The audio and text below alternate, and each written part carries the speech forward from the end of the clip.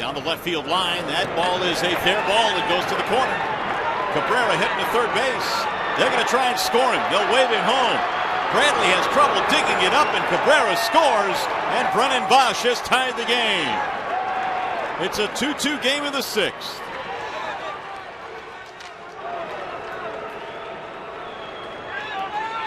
Farger's pretty much pitched around Cabrera was up, but every now and then you've got some other players that will have to make the opposition pay when they do decide to pitch around Cabrera. And Brennan Boesch this year has really been driving the ball the opposite way, and one of the reasons why Cabby able to score is that Bradley didn't come up with that ball cleanly. Fifth hit of the